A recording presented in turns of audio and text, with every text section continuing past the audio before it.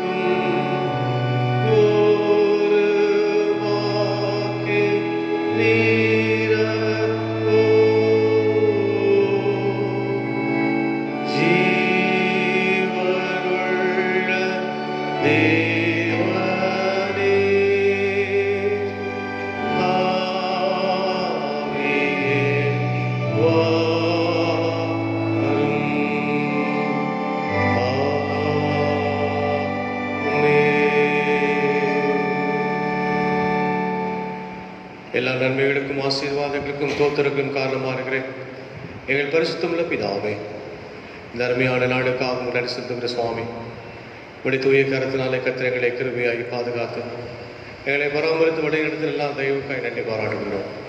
கடந்த நாள் முழுதுமாய் உடைய தூய பிரசனத்தோடு கூட வழிநடத்தின ஆண்டவர் தொடர்ந்து வழிநடத்த போகிற தெய்வக்காய் கூட நன்றி செலுத்துகிறோம். உடைய கருத்தில் பெற்றுக்கொண்ட நன்மைகள், ஆசீர்வாதங்கள், நீ தந்திருக்கிற நல்ல வாழ்வு எல்லாவற்றையும் நினைத்து நாங்கள் நன்றி பாராட்டுகிறோம். குறிப்பாக இந்த மாதத்தை நம்முடைய கிருபையோடு துவங்கின நாங்கள் இந்த மாதத்துடைய கடைசி நாட்கள் ஓய்வு நாளையும் நான் காண தந்த கிருபைக்கு நன்றி செலுத்துகிறோம். எங்களுடைய முயற்சிகள், எங்களுடைய பணிகள், எங்களுடைய போக்குவரத்துகள் எல்லாவற்றையும் நம்முடைய சித்தம் விளங்கினபடினாலே நன்றி செலுத்துகிறோம். அப்படிப்பட்ட தயவோடும் இறக்கத்தோடும் நம்முடைய பாதத்தில் வந்திருக்கிறோம். முழு மனதோடு நாங்கள் நம்மை ஆராதிக்கவும், முழு மனதோடு நாங்கள் தேடவும் நாங்கள் வந்திருக்கிறோம். ஆண்டவரே, உடைய வெள்ளி சத்தத்தை நாங்கள் கேட்டு உடைய நாமத்தை நாங்கள் தோத்துரைக்க மாட்சிப்படுத்த கிருபைதான். வந்திருக்கிற ஒவ்வொருவரையும் முதுவெளியேறு பெற்ற நாமத்தினாலே வாழ்த்தி நாங்கள் ஆஸ்வதிக்கிறோம். இயேசு கிறிஸ்து மூலமாய் வேண்டிக் கொள்கிறோம் எங்கள் அன்பு பிதாவே, ஆமென். ஆண்டவரை நாம் போற்றுகின்ற வண்ணமாக இந்த ஆராதனைக்கு ஆரம்பமாக அனைவரும் எழுதிருந்த பாமாலையில் 253வது பாமாலை பாடுவோம். பாமாலை 253வது பாமாலை.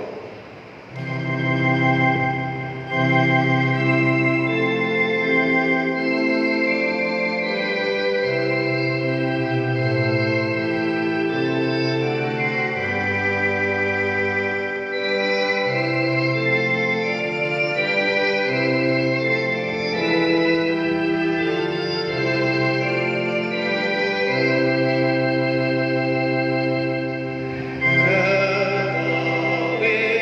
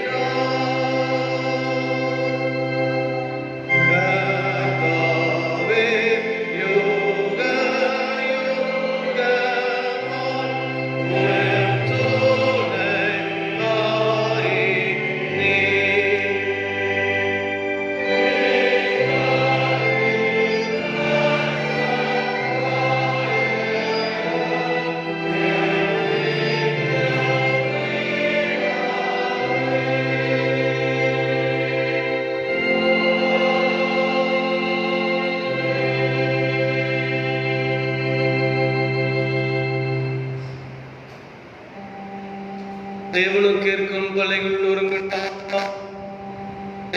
நொறுங்குண்டதும் நறுங்குண்டதும் உங்கள் வஸ்திரங்களை அல்ல உங்கள் இருதயங்களை கிளைத்து உங்கள் தேவனாகிய கர்த்தர் அவர் இரக்கமும் மன உருக்கமும் நீடிய சாந்தம் மிகுந்த கிருபையும் உள்ளவர். அவர் தீங்குக்கு மனஸ்தாபப்படுகிறவருமாயிருக்கிறார்.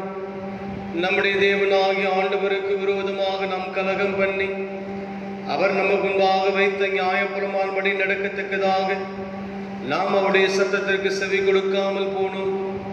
ஆனாலும் நம்முடைய தேவனாகிய மன்னிப்புகளும் உண்டு. கர்த்தாவே என்னை தண்டியும், ஆனாலும் நான் அவமாய் போகாதபடிக்கு உம்முடைய கோபத்தினால் அல்ல மட்டாய தண்டியும். மனம் திரும்புங்கள், பரலோக ராஜ்யம் சமீபத்திருக்கிறது. நான் எழுந்த என் தகப்பனிடத்திற்கு போய், தகப்பனே, பரத்திற்கு விரோதமாகவும் முதுகு முன்பாகவும் பாவம் செய்தேன். இனிமேல் உம்முடைய குமாரன் என்று சொல்லப்படுவதற்கு நான் பார்த்தனல்ல என்பேன். நீதிமான் அல்லாததினாலே அடியின் பேசியாதேயும். நமக்கு பாவமில்லை என்போமானால் நம்மை நாமே வஞ்சிக்கவர்களாயிருப்போம். சத்தியம் நமக்குள் இராது. நம்முடைய பாவங்களை நாம் மன்னித்தால் பாவங்களை நமக்கு மன்னித்து எல்லா அநியாயத்தை நீக்கி நம்மை சுத்திகரிப்பதற்கு கர்த்தர் உண்மையும் நீதியும் உள்ளவருமாயிருக்கிறார். பிரியமானவர்களே, நம்முடைய பரமபிதாவாகிய சர்வ அளவில்லாத தயவினாலும் இரக்கத்தினாலும் பாவ மன்னிப்பை பெறுவதற்காக நாம் செய்த பலவிதமான பாவங்களையும் அக்கிரமங்களையும் அவர் சந்நிதியில் மாயமாய் மறைத்துக் கொள்ளாமல் பணிவும் தாழ்மையும் துக்கமும் கீழ்ப்படுதல் இருதயத்தோடு அறிக்கையிட வேத வசனம் பற்பட வாக்கிலே நம்மை ஏவுகிறது. நாம் எக்காலத்திலும் தேவனுக்கு முன்பாக நம்முடைய பாவங்களை மனத்தாழ்மையாய் அறிக்கிடுவது வேண்டுமென்றி அவருடைய திருக்கரங்களினாலே நாம் பெற்றுக்கொண்ட மேன்மையான பகர்களுக்காக தோத்திரம் செலுத்தவும், மிகவும் சிறந்த அவருடைய புகழை பிரஸ்தாபம் பண்ணவும், அவருடைய மகா பரிசுத்த வசனத்தை கேட்கவும், நம்முடைய சரீரத்துக்கும் ஆத்மாவுக்கும் தேவையானவர்களுக்காக வேண்டிக் கொள்ளவும் நாம் கூடியிருக்க தருணத்தில் பாவங்களை அறிக்கிடுவது நமது விசேஷத்து கடமையாய் இருக்கிறது. ஆகையால் இங்கிருக்கு நீங்கள் யாவரும் சுத்த இருதயத்தோடும் தாழ்ந்த சத்தத்தோடும் பரம கிருபாசத்தினரோடு கூட சேர்ந்து நான் சொல்லுகிற பிரகாரம் சொல்ல உங்களை வேண்டிக் கொள்ளுகிறேன். ஜெபம் செய்வோம்.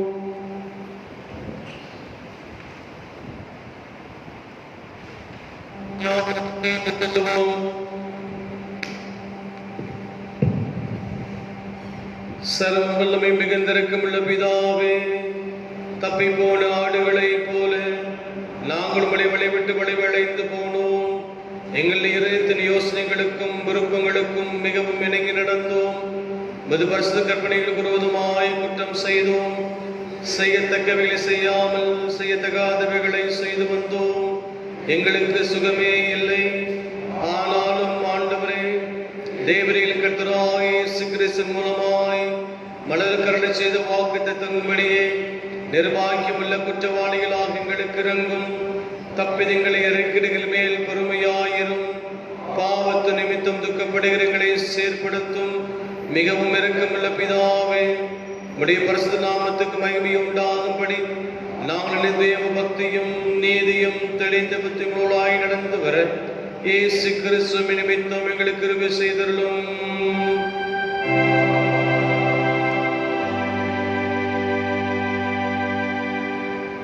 நம்முடைய கர்த்தராகிய இயேசு கிறிஸ்துவின் பிதாவுமாயிருக்கிற சர்வ வல்லமுள்ள தேவன் பாவியின் மரணத்தை விரும்பாமல் அவன் தன் பாவத்தை விட்டு திரும்பி பிழைப்பதை விரும்பி பாவத்து நிமித்தம் துக்கப்படுகிற தம் ஜனத்துக்கும் பாவ மோச்சனத்தையும் மன்னிப்பையும் கூறி அறிவிக்க தம்முடைய பணிவிடைக்காரருக்கு அதிகாரத்தையும் கட்டளையும் அருளச் செய்திருக்கிறார்.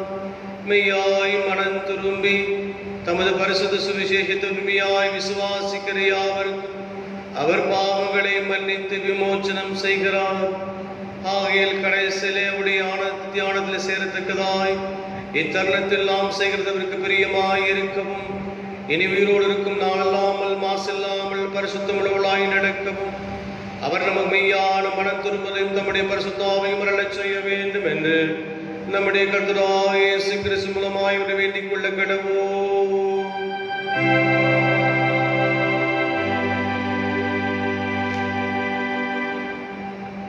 பரமண்டலக்கு எங்கள் பிதாவே, உம்முடைய நாமம் பரிசுத்தப்படுவதாக, உம்முடைய ராஜ்யம் வருவதாக, உம்முடைய சித்தம் பரமண்டலத்திலே செய்யப்படுகிறது போல பூமியிலேயும் செய்யப்படுவதாக. அன்றுள்ள அப்பத்தை எங்களுக்கு தாரும். எங்களுக்கு விரோதமாய் குற்றம் செய்வதற்கு நாங்கள் மன்னிக்கிறது போல எங்கள் குற்றங்களை எங்களுக்கு மன்னியும். எங்களை சோதனைக்கு பிரவேசிக்க பண்ணாமல் தீமையிலிருந்து ரட்சித்துக் கொள்ளும். ராஜ்யமும் வல்லமையும் மகிமையும் நினைக்கும் முடிவுகளே.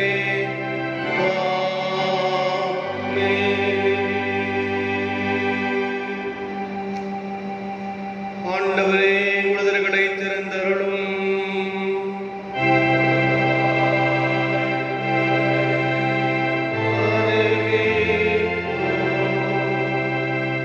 தேவனே, எங்களை ரட்சிக்க விரைவாய் வாரும்.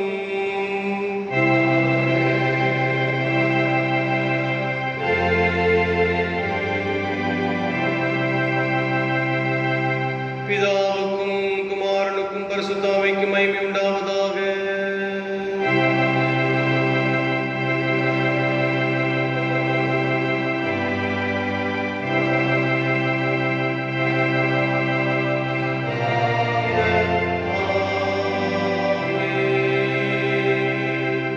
கர்த்தரை துதியுங்கள்.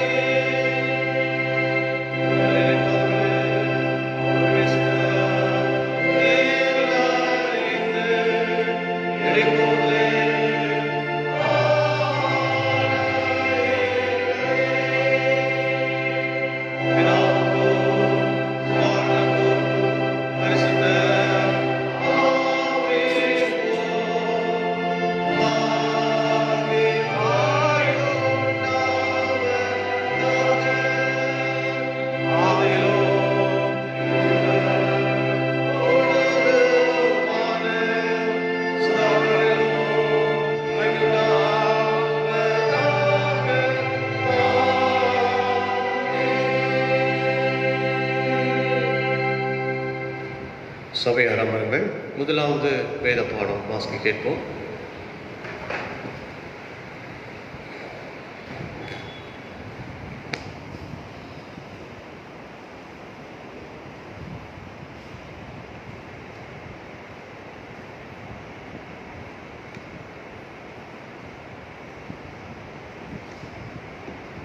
வாசிக்கும்படியாக குறிக்கப்பட்ட முதலாம் வேத பாடம் ஆதியாகமம் 47ஆம் அதிகாரம் 10ஆம் வசனம் முதல் 18ஆம் வசனம் முடிய.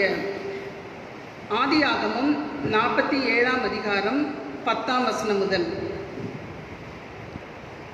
பின்னும் யாக்கோபு பார்வோனை ஆசீர்வதித்து அவர் சமூகத்தினின்று புறப்பட்டு போனான்.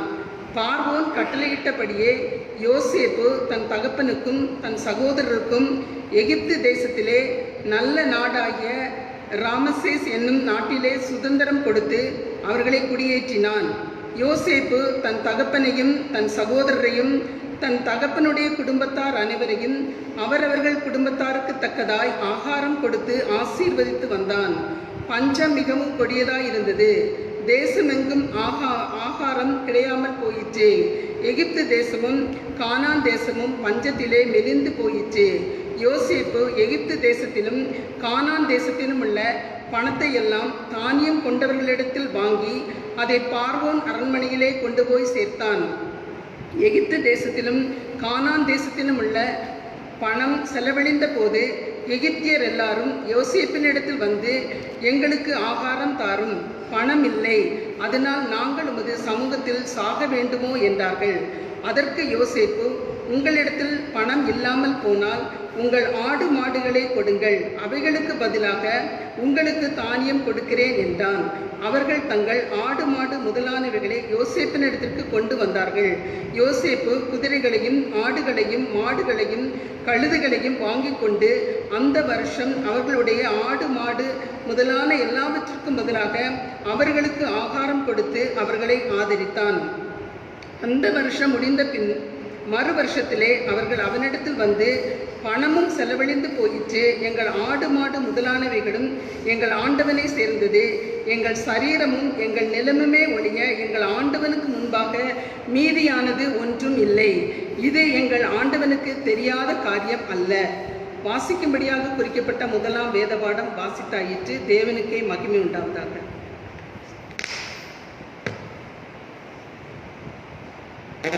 வாசிக்க கேட்போம்.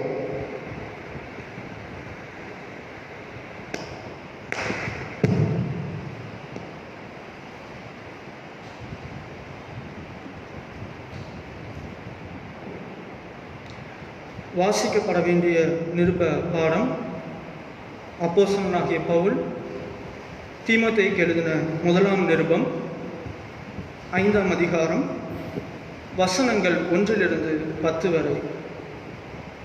1 தீமோத்தேயு 5ஆம் அதிகாரம் வசனங்கள் 1 முதிர் வயதுள்ளவனை கடிந்து கொள்ளாமல் அவனை தகப்பனைப் போலவும் பாலிய புருஷரை சகோதரர் போலவும் முதிர் வயதுள்ள ஸ்திரீயை தாய்களைப் போலவும் பாலிய ஸ்திரீகளை எல்லா கற்புடன் சகோதரிகளைப் போலவும் பாவித்து புத்தி சொல்லும். உத்தம விதவைகளாகிய விதவைகளை கனம் பண்ணும். விதவையானவளுக்கு பிள்ளைகளாவது பேரன் பேத்திகளாவது இருந்தால் இவர்கள் முதலாவது தங்கள் சொந்த குடும்பத்தை தேவ பக்தியாய் விசாரித்து பெற்றார் செய்த நன்மைகளுக்கு பதில் நன்மை செய்ய கற்றுக்கொள்ள கடவர்கள். அது நன்மையும் தேவனுக்கு முன்பாக பிரியமுமாய் இருக்கிறது. உத்தம விதவையாயிருந்து தனிமையாயிருக்கிறவள் தேவனிடத்தில் நம்பிக்கை உள்ளவளாய் இரவும் பகலும் வேண்டுதலிலும் ஜபத்திலும் நிலைத்திருப்பாள். சுகபோகமாய் வாழ்கிறவள் உயிரோடே செத்தவள்.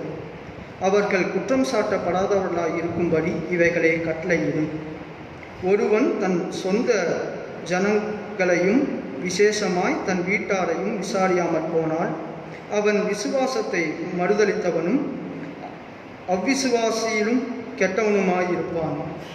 60 வயதுக்கு குறையாதவளும் ஒரே புருஷனுக்கு மனைவியுமாய் இருந்தவளுமாகி பிள்ளைகளை வளர்த்து அந்நியரை உபசரித்து பரிசுத்தவான்களுடைய கால்களை கழுவி உபத்திரவப்படுகிறவர்களுக்கு உதவி செய்து சகலவித நற்கிரியைகளையும் ஜாக்கிரதையாய் நடப்பித்து இவ்விதமாய் நற்கிரியைகளை குறித்து நற்சாட்சி பெற்றவருமாயிருந்தால் அப்படிப்பட்ட விதவையே விதவைகள் கூட்டத்தில் சேர்த்து கொள்ள வேண்டும் என்றார் என்பதே வாசிக்கப்பட வேண்டிய நிருப வேத பாடம் வாசித்து நிறைவாயிற்று. தேவனே உமக்கே மகிமை உண்டாவதாக.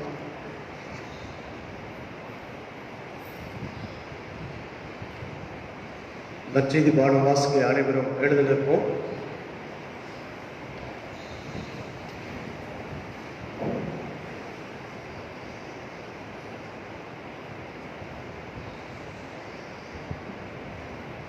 இந்த நாளுக்கென்று வாசிக்கும்படியாக தெரிந்து கொள்ளப்பட்ட நற்செய்தி வேத பாடம் பரிசுத்த மத்தேயு எழுதின சுவிசேஷம் 7ஆம் அதிகாரம் வசனங்கள் 13 20 வரை. பரிசுத்த மத்தேயு எழுதின சுவிசேஷம் 7ஆம் அதிகாரம் வசனங்கள் 13 இடுக்கமான வாசல் வழியாய் உட்பிரவேசியுங்கள். கேட்டுக்கு போகிற வாசல் விரிவும் வழி விலாசமாய் இருக்கிறது. அதன் வழியாய் பிரவேசிக்கிறவர்கள் அநேகர். ஜீவனுக்கு போகிற வாசல் இடுக்கமும் வழி நெருக்கமுமாய் இருக்கிறது. அதை கண்டுபிடிக்கிறவர்கள் சிலர். கள்ள தீர்க்கதரிசிகளுக்கு எச்சரிக்கையாயிருங்கள். அவர்கள் ஆட்டுத்தோலை போர்த்தி கொண்டு உங்களிடத்தில் வருவார்கள். உள்ளத்திலோ அவர்கள் பட்சிக்கிற ஓநாய்கள். அவர்களுடைய கனிகளினாலே அவர்களை அறிவீர்கள். முட்செடிகளின் திராட்சைப்பழங்களையும் முட்பூண்டுகளின் அத்திப்பழங்களையும் பறிக்கிறீர்களா? அப்படியே நல்ல மரமெல்லாம் நல்ல கனிகளை கொடுக்கும். கெட்ட மரமோ கெட்ட கனிகளை கொடுக்கும். நல்ல மரம் கெட்ட கனிகளை கொடுக்க மாட்டாது. கெட்ட மரம் நல்ல கனிகளை கொடுக்க மாட்டாது. நல்ல கனி கூடாத மரமெல்லாம் வெட்டுண்டு அக்கினியிலே போடப்படும். ஆதலால் அவர்களுடைய கனிகளினாலே அவர்களை அறிவீர்கள் என்பதே வாசிக்கும்படியாக தெரிந்து கொள்ளப்பட்ட நற்செய்தி வேதப்பாடம் வாசித்தாயிற்று. கிறிஸ்துவே உமக்கே மாட்சிமை உண்டாவதாக.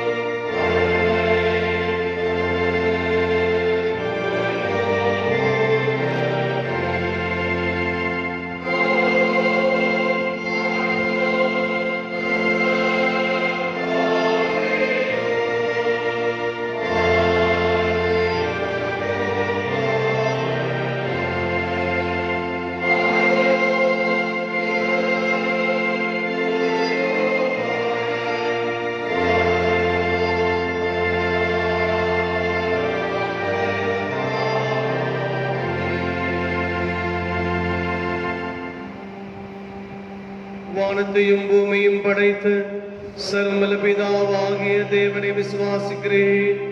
அவருடைய ஒரே குமாரனாகிய நம் நாதர் இயேசு கிறிஸ்துவை விசுவாசிக்கிறேன்.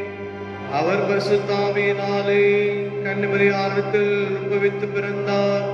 பொந்து பிலாத்தின் காலத்தில் பாடுபட்டு சிலுவில் அறையுண்டு மரித்து அடக்கம் பண்ணப்பட்டு பாதாளத்தில் இறங்கினார்.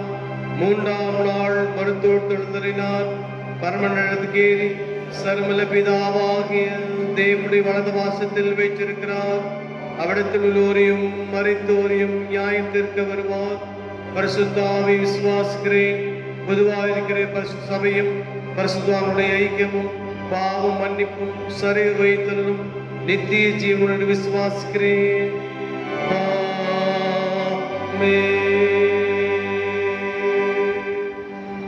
கர்த்தர் உங்களோடு இருப்பாராக.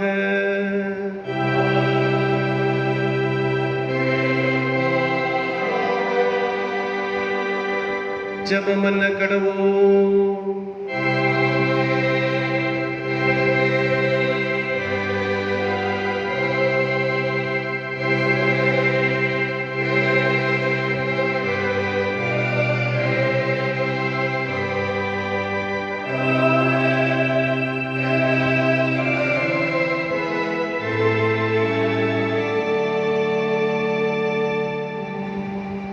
பரமநடக்குங்கள் பிதாவே, உம்முடைய நாமம் பரிசுத்தப்படுவதாக, உம்முடைய ராட்சியம் வருவதாக, உம்முடைய சித்தம் பரமண்டத்திலே செய்யப்படுகிறது போல பூமியிலேயும் செய்யப்படுவதாக.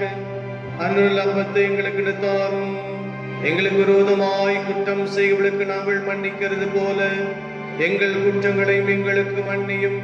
எங்களை சோதனைக்கு பிரவேசிக்க பண்ணாமல் தீமையிலிருந்து எங்களை ரட்சித்துக் கொள்ளும்.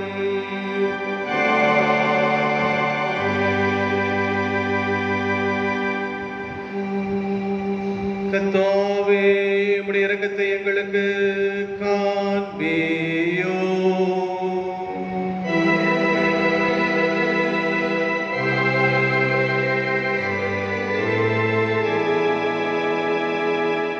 உம்முடைய பணிவிடைக்காரருக்கு நீதியை தரிப்பியும்.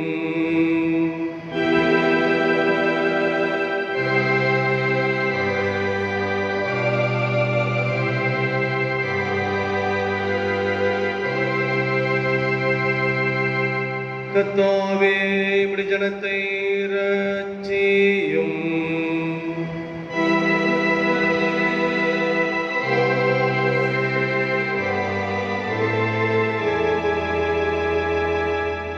கர்த்தாவே, எங்கள் காலத்தில் சமாதானத்தை கட்டளையிடும்.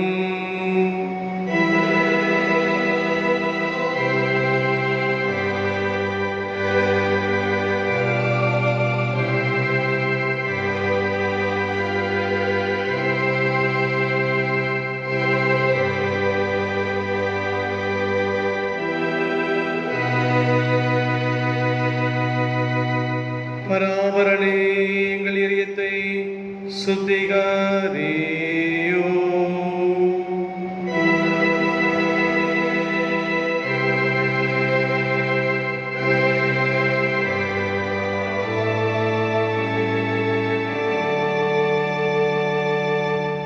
ஜெபம் செய்வோம். சமாதானத்துக்காரரும் ஏக சிந்தை விரும்புமாகிய தேவனே, உம்மை அறிவதே நித்திய ஜீவன், உம்மை சேவிப்பதே மெய் சுவாதீனம்.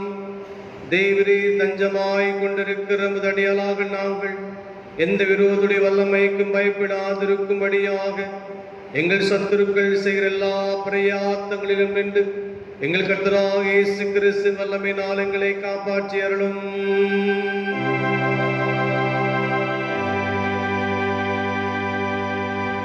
சர்வ வல்லமையுள்ள நித்திய தேவனே, இந்நாள் வரைக்கும் எங்களை சுகமாய் நடத்தி வந்த எங்கள் பரமபிதாவாகிய கர்த்தாவே, இந்நாளிலும் இது மிகுந்த வல்லமையால் எங்களை காப்பாற்றி நாங்கள் யாதொரு பாவத்துக்குட்படாமலும் எவ்விதமான மோசத்திலும் அகப்படாமலும் மது பார்வைக்கு நீதியாயிருக்கிறது எப்பொழுதும் செய்கிறதற்கு நாங்கள் செய்கிற எல்லாவற்றையும் ஆளுகளை நடத்தி அருள வேண்டும் என்று எங்கள் கர்த்தராகிய இயேசு கிறிஸ்து மூலமாய் வேண்டிக் கொள்கிறோம்.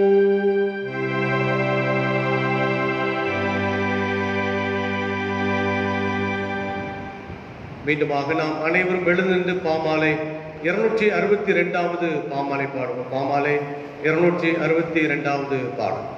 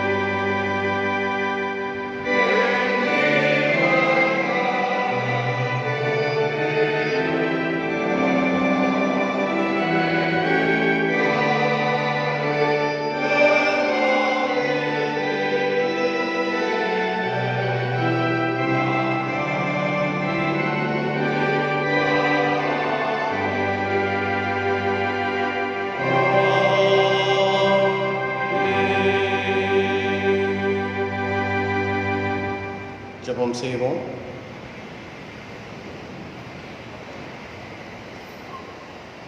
எங்கள் தாயும் தந்தையுமாயிருக்கிற எங்கள் சர்வ வல்லமை படைத்த ஆண்டவரே, இந்த ஓய்வு நாளை மீண்டுமாக நாங்கள் எங்கள் வாழ்க்கையில் சந்திக்கக்கூடிய நல்ல வாய்ப்புகளை ஆண்டவர் நீர் எங்களை தந்தமைக்காக நன்றி செலுத்துகிறோம். நீர் எங்களோடு கூட பேசுகிற சத்தத்தின் வழியாக நம்மை நாங்கள் ஆழமாக அறிந்து கொள்ள ஆண்டவர் அருள்தான். இயேசின் மூலமாக வேண்டிக் கொள்கிறோம் நல்ல பிதாவே, ஆமென். இரட்சகரும் மீட்பருமாகிய இயேசு கிறிஸ்துவின் இனிய பெயரிலே உங்களை வாழ்த்துகிறேன். இம்மாதத்துடைய கடைசி ஓய்வு நாளை சந்திக்க, ஆண்டவரை வழிபட, ஆராதனையில் பங்கு பெற ஆண்டவர் எல்லாருக்கும் செய்த உதவிக்காக ஆண்டவருக்கு நன்றி செலுத்துகிறோம். செப்டம்பர் மாதம் 27ஆம் தேதி என்பது நம்முடைய தென்னிந்திய திருச்சபை உருவான நாள். 1947ஆம் ஆண்டு செப்டம்பர் மாதம் 27ஆம் தேதி அனைத்து திருச்சபைகளும் ஒன்றிணைக்கப்பட்ட ஒரு நாளாக இந்த நாளை நாம் இணைந்து ஆண்டவரை வழிபட ஆண்டவர் கிருபை தந்திருக்கிறார். Presbyterian church, Congregational church, Anglican church, Methodist church என்று பல விதங்களிலே பிரிந்திருந்த மிஷரின் மூலியமாக உருவாக்கப்பட்ட பல பிரிவுகள், பல விசுவாசத்தின் பாதைகள், பல சாக்கிரமந்தங்கள் வழியாக பிரிந்த இருந்த நிலையிலே 1919ஆம் ஆண்டு பிஷப் அசரியா மூலியமாக டோர்னக்கல்லில் வைத்து முதல் முறையாக அந்த கவுன்சில் கூடினது. அது கூடின பின்பதாக பல தடைகள் வந்தது, பல எதிர்ப்புகள் வந்து இருந்த பொழுதும் கூட அந்தந்த தலைவர்களை பேசவும் ஜான் ஸ்காட் என்கின்ற பல திருச்சபை தலைவரோடு கூட இணைந்து நம்முடைய தென்னிந்திய திருச்சபை உருவாக்குவதற்கும் அனைத்து திருச்சபையினுடைய ஒழுங்குகள், கோட்பாடுகள், கொள்கை எல்லாவற்றையும் பரிமாறப்பட்டு பேசப்பட்டு கடைசியில் ஒன்றிணைந்து வருகின்ற யுனைட்டிங் சர்ச்சஸ் என்று சொல்லுகிற வகையிலே 1947ஆம் ஆண்டு செப்டம்பர் மாதம் 27ஆம் தேதி தென்னிந்திய திருச்சபை உருவாக்கப்பட்டது.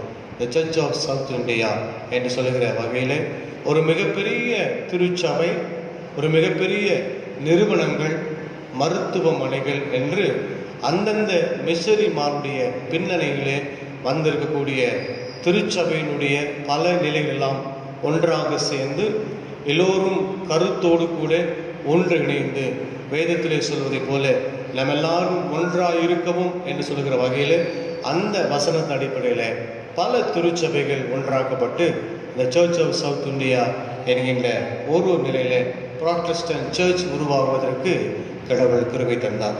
கிட்டத்தட்ட 74 ஆண்டுகள் இந்த தென்னிந்திய திருச்சபை வரலாற்றிலே நீங்களும் நானும், நம்முடைய முன்னோர்கள், நம்முடைய பெற்றோர்கள், முன்பதாக இருந்த பேராயர்கள், இந்த திருச்சபை உருவாவதற்கு என்று முயற்சி செய்த அனைத்து பேராயர்கள், திருச்சபை தலைவர்கள், குருமார்கள், லே பீப்பிள் என்கிற பலவைகளே இதற்காக போராடி இவை எல்லாவற்றும் ஒன்றிணைத்தார்கள்.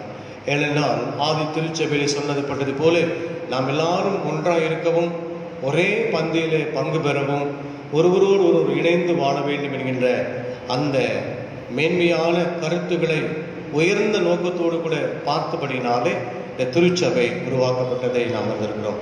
உலகத்திலே மிகப்பெரிய திருச்சபை. முதலாவதாக த யுனைட்டிங் சர்ச் ஆஃப் ஆஸ்திரேலியா என்று சொல்லுகிற வகையிலே பல திருச்சபைகள் ஒன்றாக்கப்பட்டது. அதற்கு பின்பதாக பல திருச்சபைகளாக சேர்ந்து ஒன்றிணைந்து செயல்படுகின்ற இந்த திருச்சபை தென்னிந்திய திருச்சபை என்று உலகளவிலே மிகப்பெரிய பாராட்டக்கூடிய வகையிலே இத்தனை ஆண்டுகளாக இதில் எந்த ஒரு பிளவில்லாதபடிக்கு ஒன்றோடு கூட இணைந்து செயல்படக்கூடிய நல்ல வாய்ப்புகளை பரிசுத்த ஆவியானுடைய அபிஷேகத்தின் மூலியமாக அன்றைக்கு அவர்கள் செய்த ஜெபத்தினுடையாக இன்றைக்கு வரைக்குமாக இந்த தென்னிந்திய திருச்சபை உருவாக்கப்பட்டிருக்கிறது. இந்த தென்னிந்திய திருச்சபையிலே அநேக பள்ளி கல்லூரிகள், பள்ளிகள், நிறுவனங்கள், மருத்துவமனைகள், ஹோல்டேஜ் ஹோம்ஸ், உமன்ஸ் சென்டர், ஹார்ஃபனேஜ் ஹோம்ஸ் என்று சொல்லுகிற வகையில் இந்த சபையின் வழியாக இப்படிப்பட்டிருக்கக்கூடிய சமூக மனப்பான்மையோடு கூட சேர்ந்து தென்னிந்திய திருச்சபையோடு கூட இணைந்து செய்கின்ற மற்ற அனைத்து மிஷனரி பணிகள் மார்களும் இதோடு கூட ஒருமித்த கருத்துக்களோடு கூட இன்றைக்கு வரைக்குமாக இந்தியா மட்டுமல்ல உலகளவிலே இந்த தென்னிந்திய திருச்சபை என்பது பல திருச்சபைகளோடு கூட சேர்ந்து பல நாடுகள் இருக்கக்கூடிய திருச்சபைகளோடு கூட சேர்ந்து ஒன்றிணைந்து வாழுகின்ற பல ப்ராஜெக்ட்ஸ் பலவிதமான நிலைகளிலே திருச்சபையோடு கூட சேர்ந்து ஒழுங்குபடுத்தி கொண்டிருக்கிற வகையில் தென்னிந்திய திருச்சபை இன்றைக்கும் நடைபெற்று வருகிறது. அதற்கு முன்பதாக சற்று காலம் முன்பதாக the church of North India CNI CSIயோடு கூட சேர்ந்தது.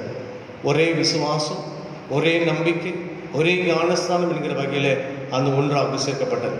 கடைசி கிட்டத்தட்ட ஒரு 10 ஆண்டுக்கு முன்பதாக மார்த்தோமா சர்ச் என்று சொல்லுகின்ற மார்த்தோமா சபையும் இதோடு கூட சேர்ந்து நம்முடைய CSIயில் பல பிரிவுகளோடு கூட இணைந்த எல்லா சபைகளும் ஒன்றிணைக்கப்பட்டது. வட இந்தியாவிலும் அது ஒன்றிணைக்கப்பட்ட நிமித்தமாக அது church of North India, South சைடில் சேர்க்கப்பட்டிருக்கிறதுனால சர்ச் ஆஃப் சவுத் இந்தியா இதோடு கூட சேர்ந்து மார்த்தோமா சபைகளும் CSOடு கூட இணைந்து பணியாற்றுவதற்கு கடவுள் கிருபை தந்திருக்கிறார். அதனால் இந்தியாவிலே மிகப்பெரிய ப்ராட்டஸ்டன்ட் சர்ச் என்னவென்றால் CSI மற்றும் CNI மார்த்தோமா என்று சொல்லுகிற ஒரு மிகப்பெரிய கட்டமைப்புக்குள்ளாக ஒரு கான்ஸ்டியூஷனுக்குள்ளாக இந்த சபை இன்றைக்கும் நிறுவப்பட்டு வருகிறது. கிட்டத்தட்ட 74 ஆண்டுகள் சர்ச் ஆஃப் சவுத் இந்தியா உருவாக்கப்பட்டு நடந்து வருகிறபடினாலே நீங்களும் நானும் அதில் ஒரு அங்கத்தினராக இருக்கிறபடினாலே அதில் நாம் பெருமை கொள்ள வேண்டும். ஏனென்றால் நமக்கு முன்பதாக இருக்கக்கூடிய மிஷனரிமார்கள் நமக்காக பெற்று தந்த ஒன்றிணைத்த நம்முடைய சபை முன்னோர்களையும் பேராயர்களையும் திருச்சபை உருவாக்கப்பட்ட அனைத்து தலைவர்களுக்குமாக நன்றி செலுத்த வேண்டும். இப்படிப்பட்ட ஒரு ப்ராட்டஸ்டன்ட் சர்ச்சிலே நீங்களும் நானும் இருப்பது கடவுள் நம் அனைவருக்கும் கொடுத்திருக்கிற நல்ல பாக்கியம். அதனாலே செப்டம்பர் 27ஆம் தேதி என்று சொல்லுகிற பொழுது CSI உருவாக்கப்பட்ட நாள் என்பதை மனதிலே கொள்ள வேண்டும் என்கின்ற அந்த நிலை இந்த 27ஆம் தேதி குறிப்பாக ஞாயிற்றுக்கிழமையிலே வந்து சேர்ந்திருப்பது என்பது நமக்கும் கிடைத்திருக்கிற ஒரு மிகப்பெரிய பாக்கியம். அதில் தென்னிந்திய திருச்சபை முழுவதுமாக இந்த நாளை ஒரு சிறப்புடைய நாளாக கொண்டாடி கொண்டிருக்கிறார்கள். இந்த நாளையும் நாமும் அனுசரிக்க கடவுள் நமக்கு கிருபை தந்திருக்கிறார். செய்திக்கு நேராக நாம் செல்வோம். திருப்பிக் கொள்ளுங்கள். ஆதியாகமம் புஸ்தகம் 47ஆம் அதிகாரம் வசனத்தில் ஒரு சில வசனங்களை நாம் வாசிக்க கேட்டோம். ஒரு குடும்பம், வயது சென்ற ஒரு குடும்பத்தார், மிகுந்த வயது சென்றவர்கள். அந்த ஐயாவுக்கு வயது 79, அந்த அம்மாவுக்கு வயது 74. இப்படி ஒரு 79 வயது மிக்கவரும் 75 வயது மிக்க அம்மா அவர்களும் ஒரு குடும்பத்திலே ஒரு மிகப்பெரிய சிறந்த கணவன் மனைவியாக ஒருவரை நேசித்து ஒருவர் தங்களுடைய அன்பிலே வளர்ந்து கொண்ட ஒரு குடும்பத்தின் ஒரு பெற்றோராக இருந்ததை நீங்கள் தெரிந்து கொள்ள வேண்டும் என்பதற்காக நான் உங்களுக்கு சொல்லவில்லை. அந்த குடும்பத்திற்கு 3 பிள்ளைகள். முதல் மகள், 2வது மகன், 3வது ஒரு மகன். ஒரு மகள் மட்டும் இந்தியா தேசத்தில் இருக்கிறாள். மற்ற 2 பிள்ளைகளும் வெளிநாட்டிலே வாழ்ந்து வருகிறார். இந்த வாழ்ந்து வருகிறபடினாலே பெற்றோர்களாக பிள்ளைகளை நம்ம இப்படியெல்லாம் உருவாக்கணும். நம்ம பிள்ளையை உருவாக்குவதற்கு நல்லா படிக்க வைக்கணும், நல்ல சிறந்த ஒரு கல்விமானாக வரணும், நல்ல முறையாக படித்து சம்பாதிக்க வேண்டும், நல்ல முறையில் அவருக்கு திருமணம் செய்து கொடுக்க வேண்டும். இன்னாரிருந்து குடும்பத்திலிருந்து வந்தவர்கள் என்று சொல்லுகின்ற பெயருக்கேற்ற குடும்பத்தின் மக்களுடைய பெயர்களை பெருமைப்படுத்தப்பட வேண்டும் என்று சொல்லுகிற நிலையிலே பெற்றோர்கள் எடுத்துக்கொள்ளுகிற முயற்சிகள் அளவு கடந்து முடியாத ஒரு முயற்சி. என் பிள்ளைகளும் ஒரு நாளும் நிலை தவறி போய்விடக்கூடாது என்பதற்காக அம்மாவும் அப்பாவும் எடுக்கிற முயற்சி இருக்கிறது அல்லவா, அது மிகப்பெரிய கடலை விட மிகப்பெரியது. அப்படிதான் இந்த வயதான ஐயாவும் அம்மாவும் ஒரு குடும்பத்திலே நீண்ட காலமாக வாழ்ந்தனர். இந்த பிள்ளைகள் அடிக்கடி தங்களுடைய பெற்றோரிடத்திலே பேசிக்கொள்வார்கள். தொலைபேசி ஒன்று வாங்கி கொடுக்கப்பட்டிருக்கிறது. ஒரு சிறிய மொபைல் ஃபோன் அவங்க அம்மாவுக்கு வாங்கி கொடுத்துருக்காங்க அவங்க பிள்ளை. இது கொஞ்ச நாளாகின போது அந்த அம்மா அந்த ஐயா கூப்பிட்டு, என்னங்க இந்த ஃபோனு சரியாக எடுக்க மாட்டேன்னு ஒன்று தெரியல, இதில் இன்னும் ரிப்பேர் போல தெரியுது, என்னமோ சத்தம் தான் உள்ளே கேட்குது, ஆனால் என்ன சத்தனே நமக்கு தெரியல அப்படின்னு நம்ம அவங்கள்ட்ட சொல்கிறாங்க. அந்த ஐயா சொல்கிறார், உனக்கு வயசாகிடுச்சு இல்லையா, காது கேட்காது போல தான் உனக்கு தெரியுது, ஒரு வேளை நம்ம காதை தான் சரி பண்ண போலன்னு சொல்லி 2 பேரும் பேசிக்கொள்கிறார். இல்லை எனக்கு நல்லா தான் காது கேட்குது அப்படின்னு சொல்லிட்டு நம்ம ஒன்றை தன்னுடைய கணவனத்தை சொல்கிறார், நம்ம தெருவில் இருக்கக்கூடிய மூலையில் இருக்கக்கூடிய அந்த கடையத்தில் போய் இந்த மொபைல் ஃபோனை கொடுத்து நீங்கள் ரிப்பேர் பண்ணிட்டு பார்த்து வாங்கிட்டு வந்துருங்க. ஏன்னா இந்த அம்மாவுக்கு எதுவுமே தெரியாது, எல்லாமே அந்த ஐயா தான். இந்த 75 ஆண்டுகள் திருமணமாகி கிட்டத்தட்ட 50 ஆண்டுகளுக்கு மேலாக கணவன் மனைவியாக வாழ்ந்துருக்கிறார். அந்த அம்மா கடைக்கு எதுவுமே போனதே கிடையாது. அந்த அம்மாவுடைய பேச்சு மூச்சு எல்லாமே அவங்களுடைய வீட்டுக்காரர் தான். என்னங்கன்னு கேட்டுட்டு அப்படியே தான் சொல்லி வாழ்த்துவோம். இதையும் அப்படித்தான் சொன்னார். காரணம், அந்த ஐயா தன்னுடைய மனைவி அவ்வளவு அதிகமாக நேசித்தார். மனைவிக்கு ஏதாவது ஒரு சிறு கஷ்டம்னா உடனே அந்த ஐயா ரொம்ப கொதிச்சு போயிடும். இருந்தாலும் அவருடைய ஒரு மிடில் கிளாஸ் ஃபேமிலியாக இருந்தாலும் கூட தன்னுடைய மனைவியை பாதுகாத்து கொள்ள வேண்டும் என்பதில் அதிகமான கவனம் எடுத்துக்கொண்டு நம்மாட்ட சரி ஃபோனை கொண்டா அப்படின்னு வாங்கிட்டு அந்த மொபைல் ஃபோன் கடைக்கு கொண்டு போகிறார். கொண்டு போனோடனே அந்த கடைக்காரனை பார்த்து இந்த மொபைல் ஃபோனை பார்த்து சொல்கிறாரு, இது ஒரு 2-3 மாதமாகவே ஃபோனை எடுக்கலப்பா, ஏதோ ரிப்பேர் போல் தெரியுது, அதில் கொஞ்சம் ரிப்பேர் பண்ணி கொஞ்சம் தரையா அப்படின்னு அவர்கிட்ட கேட்குறேன். நான் சொல்ல, உட்காருங்க பெரியவரே, நீங்கள் உட்காருங்க அப்படின்னு இந்த ஃபோனெல்லாம் வாங்கி பார்க்க நிறைய கஸ்டமர்ஸ் வருவாங்க இல்லையா கடைக்கு. அப்படியே அங்கேயும் இங்கேயும் போயிட்டு இவரும் 1/2 மணி நேரம் ஆச்சு, 1 மணி நேரம் ஆச்சு, 1 மணி நேரத்துக்கு மேலே ஆச்சு. மனைவி காத்து கொண்டு இருப்பாள். அவள் கேட்டால் என்ன பதில் சொல்வது என்று இவரும் காத்து கொண்டு இருக்கு. உடனே வயதானவர் தளர்ந்து போய் எழுந்து போய் ஒருத்தர் போய் கேட்குறார், என்னப்பா ஃபோனை கொடுத்து 1 மணி நேரம் ஆச்சு, என்ன ரிப்பேர் கொஞ்சம் பார்த்து சொல்கிறியா அப்படின்னு கேட்குறேன். அவர் ஃபோனை முன்ன பின்னெல்லாம் பார்த்து திருப்பி பார்த்து, இதில் ஒரு ரிப்பேருமே இல்லைங்க பெரியவர், நல்லா தான் இருக்குது ஃபோனு. இல்லையே 3 மாதமாக எடுக்கவே இல்லையே அப்படின்னு சொல்கிறாரு. உடனே பெரியவர் சொல்கிறாரு, இந்த ஃபோனில் தான் எங்கள் பிள்ளைகள்லாம் கூப்பிடுவாங்க, இந்த ஃபோனில் எப்போ அவங்களுடைய சத்தம் கேட்கும் நாங்கள் காத்துட்டே இருப்போம், அதனால் இந்த 3 மாதமாக ஃபோனில் ஏதோ பிரச்சனை போல் இருக்கு, எங்களுக்கு பார்த்து சொல்லுங்கள் அப்படின்னு சொல்லும்போது அந்த கடைக்காரர் சொல்கிறார், 3 மாதமாக உங்கள் பிள்ளைகள் உங்களுக்கு ஃபோனே பண்ணலையா. அவருக்கு அப்படியே அதிர்ந்து போனார். நிச்சயமாக சொல்ற தம்பி, ஆமாங்க ஐயா, உங்கள் பிள்ளைகளை 3 மாதத்துக்கு ஃபோனில் வந்த மாதிரி காலே இல்லையே, ஃபோனே பண்ணலையே அப்படின்னு அவர் நிலை குளிர்ந்து போய்விட்டார். இந்த 3 பிள்ளைகளுக்காக இந்த பெற்றோர்கள் எடுத்த முடிவுகள் எப்படி இருக்கும், எப்படி பாசமாக வளர்த்திருப்பாங்க, எவ்வளவு அன்பு காட்டியிருப்பாங்க. கேட்கும் போதெல்லாம் அவளுக்கு அன்பு காட்டி, பாசத்தை காட்டி, பரிவை காட்டி, படிக்க வச்சு நல்ல வேலையை வாங்கி கொடுத்து அவருடைய திருமணம் செய்து வைத்து உலக நாடுகள்லாம் சென்று பாருங்கள், நான் உங்கள் அம்மாவை பார்த்துக்கிறேன், அம்மா என்ன பார்த்துக்குவாங்க என்கின்ற அந்த உரிமையோடு கூட அல்லவா இத்தனை வருஷம் நான் காத்திருந்தேன் அப்படின்ட்டு அந்த மொபைல் ஃபோனை வீட்டுக்கு எடுத்து போகும்போதே அவருக்கு பல நினைவுகள் ஓடிக்கொண்டு 3 மாதம் நம்ம பிள்ளைங்க பேசலையே அப்படிங்கிற ஒரு பெரிய வருத்தம் அவருக்கு இருந்தது. அதுதான் இன்னைக்கு நம்முடைய தலைப்பு, the care of the age. பெரியவர்களை மதிக்க வேண்டும் என்கின்ற அவளுக்கு கரிசனை கொடுக்க வேண்டும் என்பதை பற்றி தான ஒரு தலைப்பு தென்னிந்திய திருச்சபை நமக்கு தந்திருக்கு.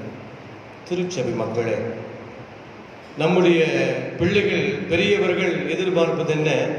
பிள்ளைகளுடைய சம்பாத்தியத்தை எதிர்பார்ப்பதில்லை. பிள்ளைகள் நமக்கு நிறைய செய்வார்கள் என்பதை பற்றி எதிர்பார்ப்பதில்லை. ஒரு தினமும் ஒரு 2 நிமிஷம் நம்மள்கிட்ட பேசினா போதும், என் மகன் பேச மாட்டாளா, இல்லை என் மகள் பேச மாட்டாளா, இல்லை என் பேர பிள்ளைகள் பேச மாட்டாளா என்கின்ற அந்த ஏக்கம் இருக்கிறது அல்லவா? அந்த ஏக்கம் தான் இந்த வயதானவர்களை வளர்த்தும். அந்த ஏக்கத்திலிருந்து அவர்களை விடுதலை பெற்று வாழ்வதுதான் அந்த அம்மாவுக்கும் அப்பாவுக்கும் ஒரு சந்தோஷத்தையும் சமாதானத்தை கொடுக்கும். 79 ஆண்டுகளும் 74 ஆண்டுகளும் வாழுகிற இந்த பெற்றோர்களை வாழ வைப்பது பணமும் சொத்தும் பராமரிப்பும் எதுவுமே அல்ல. ஒரு 5 நிமிடம் அன்பாக அம்மாவிடமும் அப்பாவிடமும் பேசின தூரத்தில் கூடிய பெற்றோர்களிடத்தில் பேசுவதைத்தான் எதிர்பார்த்து காத்திருக்கிறார்கள் என்பதைத்தான் திருமறை நமக்கு சொல்லித் தருகிறது. இந்த வயதானவர்களை நாம் எந்த அளவுக்கு கவனித்துக் கொண்டு வருகிறோம் என்பதைத்தான் இந்த திருமறை 3 திருமறை பகுதியிலும் நமக்கு மிக தெளிவாக சொல்லிக் கொடுக்கிறது. அதனாலே பெரியவர்களை நாம் மதிக்க வேண்டும். We should respect our father and mother. We should honor our father and mother. வேதம் அப்படிதான் சொல்கிறது. நம்ம வளர்த்துறதுக்கு எவ்வளவு பாடுபட்டிருப்பாங்க, எவ்வளவு முயற்சி எடுத்திருப்பார்கள் என்பது ஒரு புறம். இன்னொன்று, இந்த வயது ஆகிறது என்று சொல்லுவது இட்ஸ் அ சைக்கிள் பர்த். அப்படியே போயிட்டு இருக்கோம். நாளைக்கு இதே நிலைமைக்கு வந்துடுவோம். நாளைக்கு நம்ம பிள்ளையை பார்ப்பாங்களா? நாமும் அந்த வயதை வந்து சேருவோம். அந்த வயது வந்து சேர்கிற பொழுது நம்முடைய பிள்ளைகள் எந்த அளவுக்கு நம்மை பாதுகாத்துக் கொள்வார்கள் என்பதைத்தான் நாம் அடிக்கடி நினைவு பார்த்துக் கொள்ள வேண்டும். காரணம், இந்த வயது சென்று இருக்கிறவர்களுக்கு ஒரு 65 வயது சென்று விட்டாலே the senior citizen, திருச்சபையிலே முதியவர்கள், குடும்பத்திலே முதியவர்கள், பாட்டி தாத்தா என்கின்ற அந்தஸ்தை கொடுத்து கொண்டே வருகிற பொழுது ஒவ்வொருவருக்கும் வயதான மக்களை வயது செல்கிற பொழுது அவள் வாழ்க்கையில் எதிர்பார்ப்பது என்ன? நம்மோடு கூட யார் இருப்பார், நமக்கு யார் ஆதரவாக இருப்பார், நமக்கு யார் பாசம் காட்டுவார், யார் நமக்கு பரிந்து பேசுவார், என் பிள்ளைகள் என்னை விட்டு போய்விடக்கூடாது என்கின்ற ஒரு பயம் அவர்களை தாக்கும். வீட்டு விட்டு பிள்ளைகளை வெளியில போனான்னு வயசான அம்மா கேட்பாங்க, எப்பப்பா வர வீட்டுக்கு? வந்துருவோம்மா, சீக்கிரம். மனைவி இடத்துல இந்த அம்மா சொல்லுவாங்க, உங்க வீட்டுக்காட்ட சொல்லி சீக்கிரம் வர சொல்லு. அப்படி என்றால் மனைவிக்கும் தன் கணவன் வந்து சேர வேண்டும், என் மகனும் வீட்டிலே வந்து சேர வேண்டும் என்பது என்னுடைய பாதுகாப்புக்காக, நான் ஏங்குகின்ற இந்த பாசத்திற்காக, நான் ஏங்குகின்ற இந்த பரிவுக்காக தாயானவளும் தகப்பனாரும் முன்பதாக வந்து அந்த கேள்வி கேட்பான். வருவதற்கு 12 மணி ஆயிட்டும் என்று நீங்கள் வைத்துக் கொள்ளுங்களேன். அம்மா தூங்கவே மாட்டான், அப்பாவும் தூங்கவே மாட்டான். ஏதாவது கதவு சிறுக்கு சத்தம் கேட்டா கூட அந்த அம்மா யோசிப்பா, யாராவது வந்துட்டாங்க. 1 மணிக்கு மகன் வந்து கதவை தட்டி தன் அறைக்கு போகிற போதும் மகனுடைய அந்த வாசனை இருக்கிறது அல்லவா? அவன் நடந்து போகிறான் அல்லவா, சத்தத்தை கேட்டு என் மகன் வந்து விட்டான் என்று சொல்லி 1 மணி வரைக்கும் தூங்காத வயதான பெற்றோர்கள் அதற்கு மேலாக அவர் தூங்குவார்கள். காரணம், என் மகன் என்னோடு கூட இருக்கிறான், எனக்கு ஆதரவாக இருக்கிறான், என் பக்கத்தில் அருகாமையில் இருக்கிறான், கண்டிப்பாக என்னை பாதுகாத்துக் கொள்வான் என்கின்ற ஒரு மிகப்பெரிய எதிர்பார்ப்பு எல்லாருடைய பெற்றோர்களுக்கும் இருக்கிறது. அந்த பெற்றோர்களை நாம் பாதுகாத்துக் கொள்ள வேண்டும், பெற்றோர்களை கவனித்துக் கொள்ள வேண்டும், பெற்றோர்களை ஊக்கத்தோடு கூட நாம் கரிசனையாக இருக்க வேண்டும் என்பதுதான் இதனாலே நமக்கு தலைப்பு கொடுக்கப்பட்டிருக்கு. திருப்பிக் கொள்ளுங்கள். ஆதியாம் புஸ்தகம் 47ஆம் அதிகாரத்திலே 1ஆம் வசனத்தை நான் படிக்கிறேன். திருமுறை வைத்திருக்க திருப்பிக் கொள்ளுங்கள். ஆதியாம் புஸ்தகம் 47ஆம் அதிகாரம் 1ஆம் வசனம். யோசேப்பு பார்வோனிடத்தில் போய், என் தகப்பனும் என் சகோதரரும் தங்கள் ஆடு மாடுகளோடும் தங்களுக்கு உண்டான எல்லாவற்றையும் கூட கானான் தேசத்தில் வந்தார்கள், இப்பொழுது கோசேன் நாட்டில் இருக்கிறார்கள் என்று சொல்லி தன் சகோதரர் 5 பேரையும் பார்வோனுக்கு முன்பாக கொண்டு வந்து நிறுத்தினார். பார்வோன் அவருடைய சகோதரை நோக்கி, உங்கள் தொழில் என்னவென்று கேட்டான். அதற்கு அவர்கள், அடியாரும் நாங்களும் எங்கள் பிதாக்களும் மந்தை மேய்க்கிறவர்களும் என்று பார்வோனிடத்திலே சொன்னார்கள். கானான் தேசத்திலே பஞ்சம் கொடியதாக இருந்தது என்று வேதம் சொல்லுது. கானான் தேசத்திலே ஒரு மிகப்பெரிய பஞ்சம். ஒரு பக்கம் பஞ்சம், பார்வோனிலே மிகப்பெரிய செழிப்பு. இரண்டின் மத்தியிலேயும் இரண்டையும் பராமரிக்கக்கூடிய நடுவிலே மத்தியில் இருப்பது யோசேப்பு. யோசேப்பு உயர்ந்த பதவியில் இருக்கிறார். முத்திரை மோதிரம் எல்லாம் அவருக்கு கொடுக்கப்பட்டிருக்கிறது. நாட்டை ஆளுகின்ற அதிகாரம் கொடுக்கப்பட்டிருக்கிறது. எந்த வேண்டுமானாலும் சட்டத்தை இயற்றலாம், தனக்கென்று அதிகாரம் இருக்கிற எதை வேண்டும் பயன்படுத்திக் கொள்ளலாம் என்கின்ற அந்த யோசேப்புக்கு கொடுத்திருக்கிற அதிகாரம் முழுமையாக திருமுறையில் நமக்கு சொல்லப்பட்டிருக்கிறது. ஆகினாலே எகிப்து என்பது செழிப்பை பற்றி சொல்லப்படுகிறது. கானான் என்பது பஞ்சத்திலே வந்து மறுபடியுமாக யோசேப்பு இடத்தை தேடி வந்து பார்க்கிற ஒரு சம்பவம் இந்த 47ஆம் அதிகாரத்திலே பார்க்கிறோம். ஒருவேளை யோசேப்பு நினைத்திருக்கலாம், இப்படி நினைத்திருக்கலாம், நம்மை தான் கொண்டு போய் குழியில தூக்கி போட்டாங்களே, ஏதாவது கொஞ்சமாவது கரிசனை இருந்ததா, இவன் என்ன போனா, எங்க போனா, உயிரோடு இருக்கிறாரா, மரித்து போனாரா, ஏதாவது எந்த விதமான தகவலும் இல்லை. ஆனால் எனக்கு இப்பொழுது சகல உரிமைகளும் அதிகாரங்களும் ஆளுமையும் எனக்கு கொடுக்கப்பட்டிருக்கிறது. யோசேப்பு தன்னுடைய சகோதரனை பார்த்த உடனே கண்டுபிடித்து விட்டான்.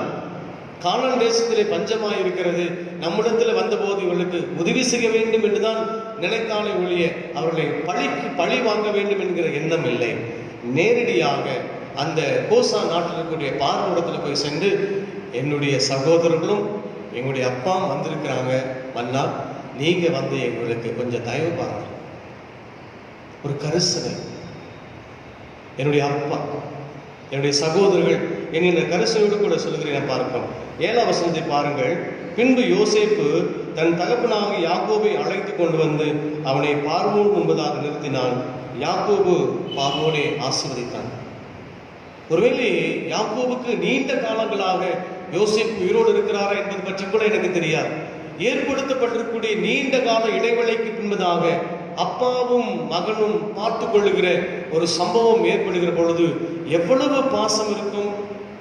ஒருவேளை சகோதரர்கள் நம்மை விரட்டி விட்டார்களே, ஒருவேளை நம்முடைய அப்பாவை நம்முடைய கண்கள் முன்பதாக நிறுத்தப்பட முடியவில்லையே, நம்மை அந்த இடத்திலிருந்து குழியிலிருந்து மீட்டெடுத்துக் கொண்டு இந்த தேசத்துக்கு நம்மை கடத்தி கொண்டு வந்தார் அல்லவா. நாமெல்லாம் ஒரு அடிமை போலலாம் என்னை விற்றார்கள், இப்படி விற்றதுக்கு காரணம் எங்க அப்பா தான் என்று சொல்லுகின்ற அந்த கோபமும் யோசேப்புக்கு இல்லை, சகோதரமாலும் இல்லை. அப்படி அப்பா செய்திருப்பார் என்கிற நம்பிக்கையும் அவருக்கும் இல்லை. வேதம் சொல்லுகிறது 12ஆம் வசனம், யோசேப்பு தன் தகப்பனையும், நல்லா கவனிங்கள் பாருங்கள், யோசேப்பு தன் தகப்பனையும் தன் சகோதரையும் தன் தகப்பனுடைய குடும்பத்தார் அனைவரையும் அவரவர்கள் குடும்பத்துக்கு தக்கதாக ஆதாரம் கொடுத்து அவர்களை ஆதரித்து வந்தான். ஒரு மிகப்பெரிய ஒரு ஆழமான ஒரு நட்பை, ஒரு தெய்வீகமான புரிந்து கொள்ளுதலை எல்லாவற்றையும் உடை தெரிந்து கொண்டு யோசேப்பு வெளியே வந்து, ஆண்டவருடைய பிள்ளை, நான் ஆண்டவருடைய சத்தத்தை நான் கேட்டவன் என்பதெல்லாம் மனதில் வைத்துக்கொண்டு தன்னுடைய சகோதரர், தன்னுடைய அப்பா, கூட ஆடு மாடு மேய்க்கிறவங்க, அவனுடைய உறவினர்கள் எல்லாருக்கும் அவன் சாப்பாடு கொடுத்து ஆதரித்து வந்தான் என்று நாம் திருமறையில வாசிக்கிறோம். இதைத்தான் வேதம் சொல்லுகிறது. ஆண்டவர் இப்படிப்பட்ட ஒரு ஆதரவோடு கூட இருக்க வேண்டும் என்கிறதை பற்றி இந்த வசனத்தின் அடிப்படையாக ஒரு விஷயத்தை ஆண்டவர் சொல்லுகிறார். பிரியமானவர்களே, இந்த பெற்றோர்களை பற்றி திருமறை சொல்லும் பொழுது என்ன பார்க்கிறோம் என்று சொன்னால், யாத்ரா புஸ்தகம் 20ஆம் அதிகாரம் 12ஆம் வசனத்தை யாரும் மறந்துவிடக்கூடாது. மோசேவுக்கு முதல் முறையாக சீனாய் மலையிலே கொடுக்கப்பட்ட போது கற்பலையிலே கொடுக்கப்பட்டிருக்கிற கட்டளை 10 கற்பனையில் என்னவென்றால் உடனடியாக நீங்க சொல்ல வேண்டும். 10 கட்டளையிலே 3வது கட்டளை என்றால் சொல்ல வேண்டும், 5வது கட்டளை என்றால் சொல்ல வேண்டும். அதுதான் திருச்சபையிலே கிறிஸ்தவ பக்தி வைராக்கியமான விசுவாசத்திலே வாழ்ந்து வருகின்ற ஒரு கிறிஸ்தவ மனிதனுக்கும் ஒரு பெண்ணுக்கும் அதுதான் அழகு. ஆண்டவர் எப்படி கற்பனைகள் எல்லாம் ஒன்று சேர்த்திருக்கிறார் என்பதை நீங்கள் பாருங்கள். எல்லா கற்பனையும் சேர்த்துக்கிறார். அதில் ஒரு கற்பனையை சொல்லுகிறார், நீ பூமியிலே நீடித்து நாட்களாய் நிலைத்திருக்க வேண்டும் என்றால் உன் தகப்பனையும் உன் தாயையும் கனம் பண்ணுவாயாக என்று சொல்லப்பட்டிருக்கிறது. Honor your father and mother. You should respect your father and mother. நியாய பிரமாணம் இது எழுதி வைத்திருக்கிறது. நியாய பிரமாணத்தில் இதை ஆண்டவர் எழுதி வைத்திருப்பதற்கு காரணம், இந்த 2 லட்சம் புருஷர்களை எகிப்து தேசத்தில் நடத்தி கொண்டு போவதற்கு ஆண்டவர் மோசேவை தெரிந்து கொண்டு, மோசேவை கடவுள் எப்படி பார்த்தார்? ஒரு அம்மாவை போல, ஒரு அப்பாவை போல பார்த்தார். காரணம், இஸ்ரவேல் மக்கள் பல எதிர்ப்புகளை தெரிவித்தார்கள். அப்படி எதிர்ப்பு தெரிவிக்கும் பொழுது அவளுக்கு அறிவுரை சொல்லி அவளை வழிநடத்தி கொண்டு வந்தார். ஒருவேளை பாசம் காட்டுகின்ற இடத்துல மோசே இஸ்ரவேல் மக்களுக்கு, ஆண்டவரை தயவு செய்து அவங்களை நீங்க தண்டிச்சிடாதீங்க, அவர்களை நீங்கள் உங்களுடைய சாபத்தினால தீண்டு விட வேண்டாம்.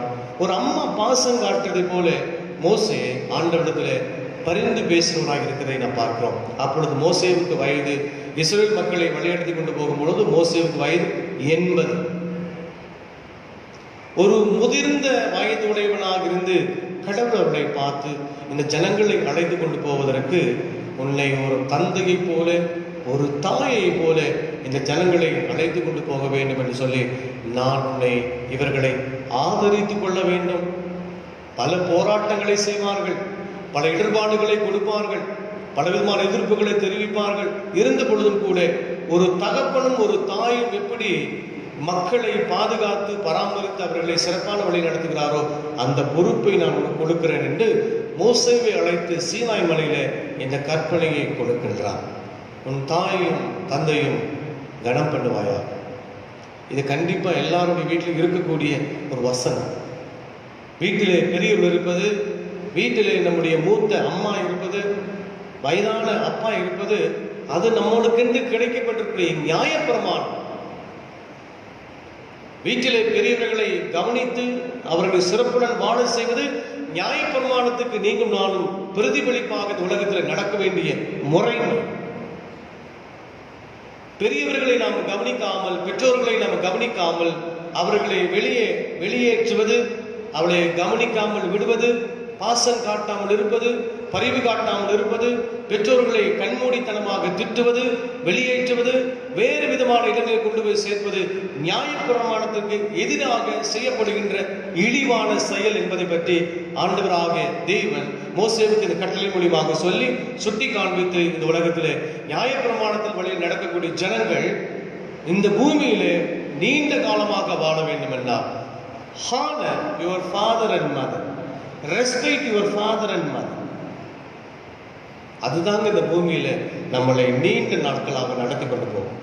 அவள் தருகின்ற ஆலோசனைகள், அவள் தருகின்ற ஞான மொழி சொற்கள், அவள் காட்டுகின்ற பாசம், அவள் காட்டுகின்ற பரிவுதான் இந்த உலகத்திலே நம்மை நீண்ட காலங்களாக வழியெடுத்து கொண்டு போகின்ற பெற்றோர்களை நீங்களும் நானும் அவருக்கு நல்ல வசதி வாய்ப்போடு கூட அவர்களுக்கு பல விஷயங்களை நாம் செய்து கொடுக்க வேண்டும் என்பதை பற்றி நாம் திருமுறையிலே கற்றுக்கொள்ளக்கூடிய பாடமாக இருக்கிறது.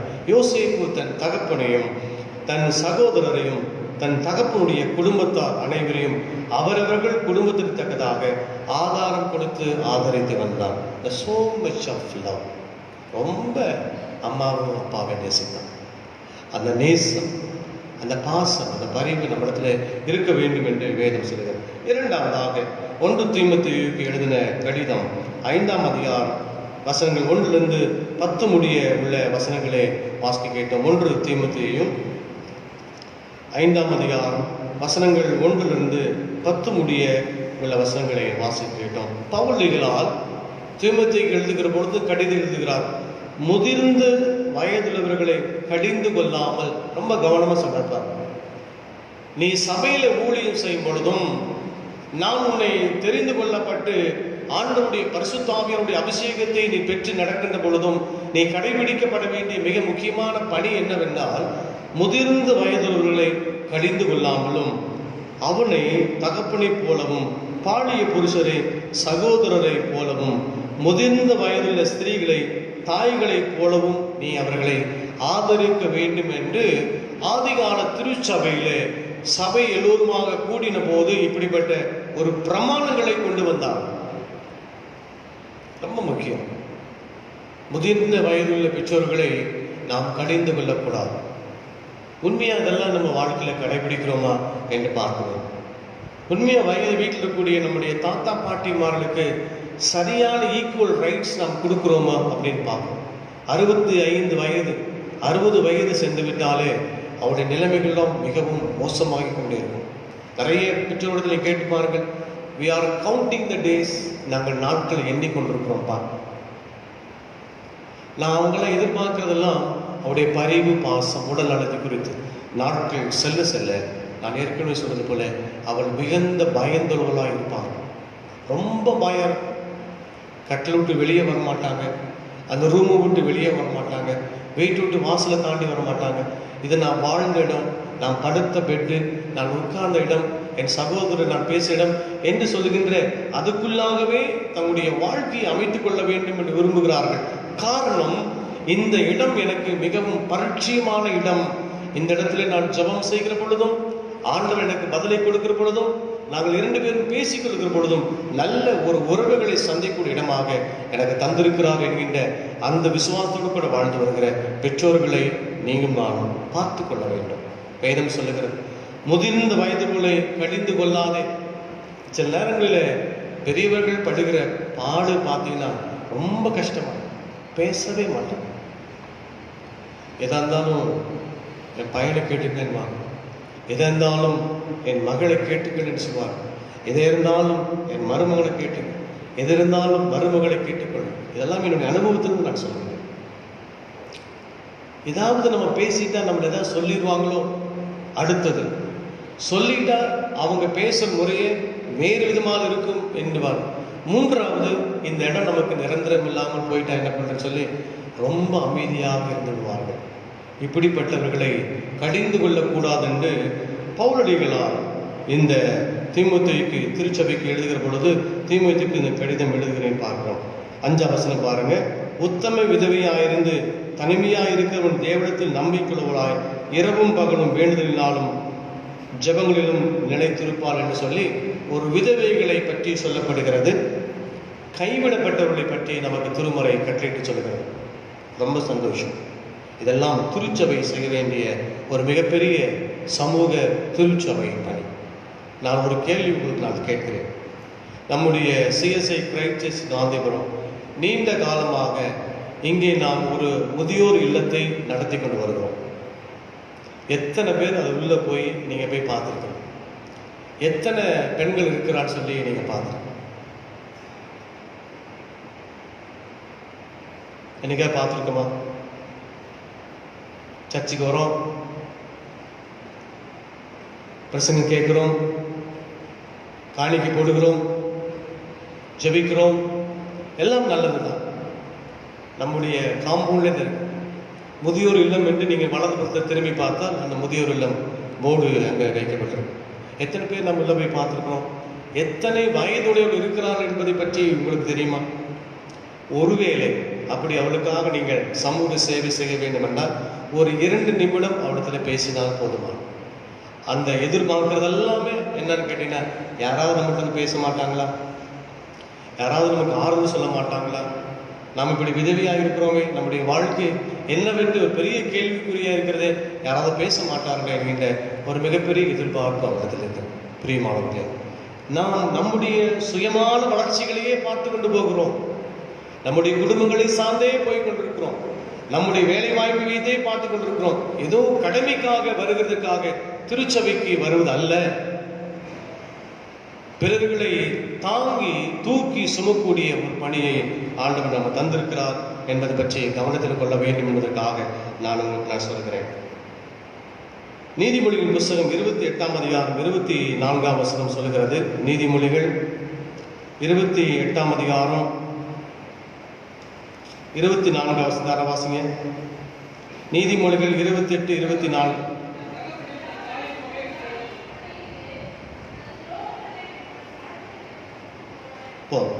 தன் தகப்பனையும் தன் தாயையும் கொள்ளையிட்டு அப்படின்ற ஒரு வார்த்தை போட்டு கமா போடப்பட்டிருக்கிறது. பெற்றோர்கள் நல்ல முறையாக சேர்த்து வைக்கின்றார்கள்.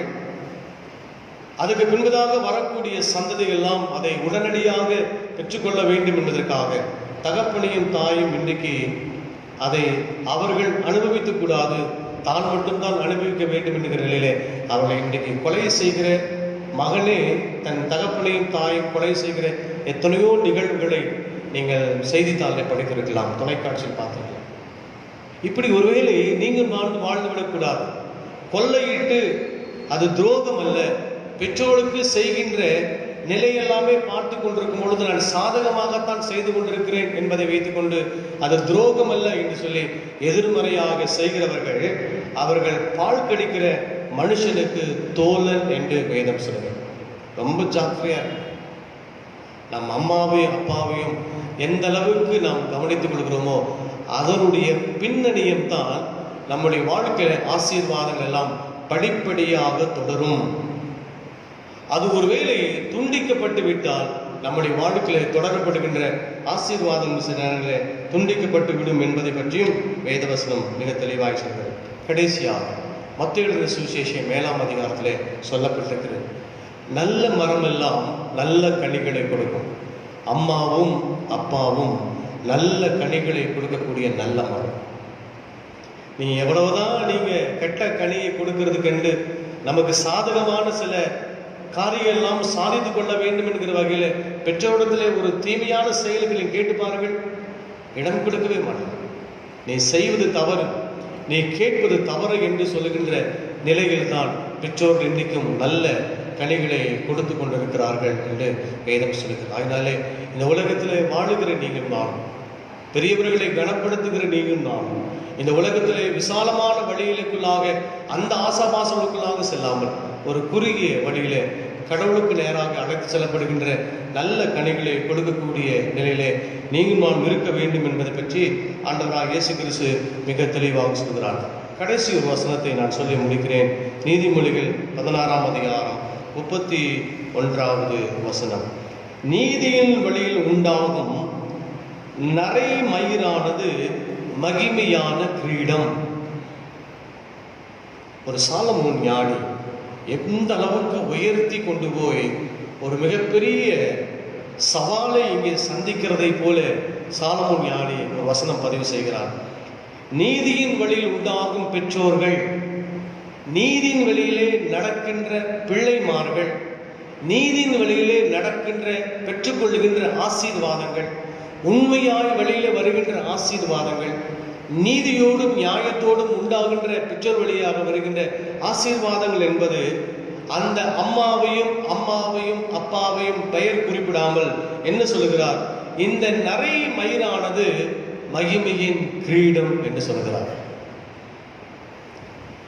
நீங்க நானும் ஒரு மகிமையின் கிரீடத்துல உச்சத்துல உட்காரணும் அப்படின்னீங்கன்னா நம்ம அம்மாவையும் அப்பாவையும் நாம் கனம் பண்ண வேண்டும்.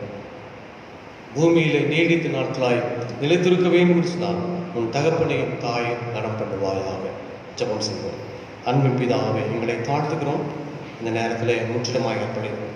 வருகின்ற காலமில்லை, எங்களுடைய பெற்றோருக்கு நாங்கள் இன்னும் உரிமைகளை கொடுத்து உதறி தள்ளிவிடாதபடிக்கு அவர்களையும் நாம் சேர்த்துக்கொண்டு இந்த உலகத்தில் வாழ எங்களுக்கு அருள்தார்.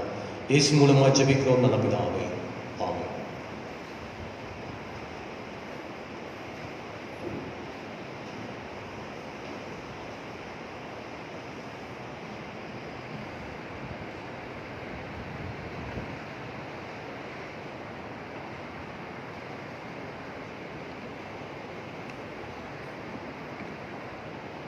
சபையாருக்கு அறிவிக்கப்பட வேண்டிய அறிவிப்புகள் மீண்டுமாக உங்கள் அனைவரையும் இயேசு கிறிஸ்துவின் நாமத்திலே உங்களை வாழ்த்தி வரவேற்கிறேன்.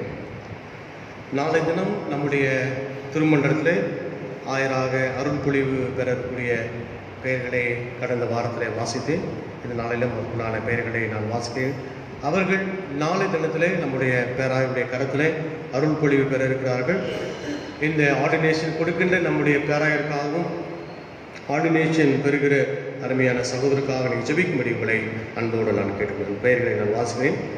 G Alvin Dilip, ordinance CSI church Rasipuram. P Bobby Alfred Joseph, ordinance CSI Christ Gandhipuram. Bill Raja, church worker CSI மிலிதன் pastorate. Deenadayal, ordinance CSI mall church pastorate. Godwin Johnson, assistant director central for communication. Gopinath Samuel, church worker CSI saint John church Mettupalayam. Gideon Govindaraj, ordinance CSI saint John church Gudalur. Jagadeesan, church worker CSI Keezhkotagiri pastorate. James SC Scudder, ordinance CSI Belavarthi pastorate. D James Vijay Santhappan, church worker CSI Kumarapalayam pastorate. G Jogu, church worker CSI saint Peter church Ratnapuri. S Joshua Mutturatnam, church worker CSI Christ NGO colony. P Praveen, ordinance CSI church Tharamangalam. S Raja Ravindranath, church worker CSI Ulikkal pastorate. R Rajan Daniel, church worker CSI good shepherd church steel plant Salem. Y Rajesh, church worker CSI பிரப் memorial church Erode. Samuel John Dhinakaran ordinand CSI saint Mark church Podanur, Jai Sureshkumar church worker CSC மால் church Coimbatore. இவர்கள் நாளை தினத்திலே பேராருடைய கரங்களினாலே அருள் பொழிவு பெற இருக்கிறார்கள் என்பதை நான் உங்களுக்கு தெரிவித்துக்கிறேன். நம்முடைய சபையிலிருந்து பி. பாபி ஆல்ஃபிரட் ஜோசப் அவர்களை முன்பதாக நான் அறிமுகப்படுத்துகிறேன்.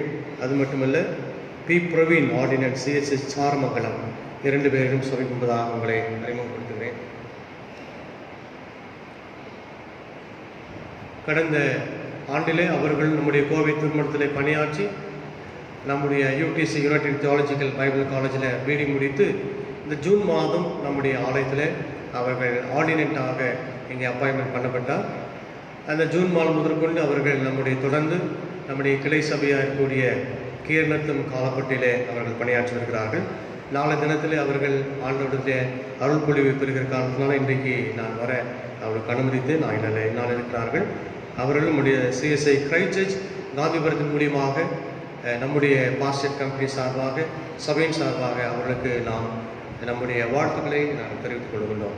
இரண்டாவதாக P. Praveen ordinand CSC church Tharamangalam, Salem பக்கத்தில் இருக்கக்கூடிய தாரமங்கலம் என்கிற பகுதியிலே அவரும் P. Praveen ordinand CSC church ஒர்க்கராக பணியாற்றுகிறார். அவருக்கும் நாளைக்கு ஆர்டினேஷன் கொடுக்கப்படுகிறது. பி. பிரவீன் நம்முடைய சபையை சார்ந்தவர், பெற்றோர்கள் நம்முடைய சபையை சார்ந்தவர்கள். அவர்கள் கொயரில் இருந்தால் நீண்ட காலமாக கொயர் வாலிபராக இருந்து இந்த CSI கிரைஸ்ட் சர்ச் காந்திபுரத்திலிருந்து ஒரு ஆயராக நாளை தினத்தில் அருள் பொழிவு பெற இருக்கிறார் என்பதை நான் உங்களுக்கு தெரிவித்துக்கிறேன். தொடர்ந்து அவருக்காகவும் அவருடைய ஆர்டினேஷனுக்காக ஊழியர்களுக்காக தொடர்ந்து நீங்கள் ஜெபிக்கும்படி உங்களை அன்போடு நான் கேட்டுக்கொள்கின்றேன். வழக்கம் போல மாதத்தின் முதலாவது நாள் அக்டோபர் மாதம் 1ஆம் தேதி 1/10/2020 காலை 7 மணிக்கு திருவிருந்து ஆராதனையோடு கூட 1ஆம் தேதி ஆராதனை துவங்குகிறோம். காலை 6 மணிக்கும் வழக்கம் போல காலை 6 மணிக்கும் 8 மணிக்கும் 10 மணிக்கும் மாலை 6:30 மணிக்கும் ஞாயிற்றுக்கிழமை ஆராதனை நடைபெறும் என்பதை நான் உங்களுக்கு தெரிவித்துக் கொள்கின்றேன்.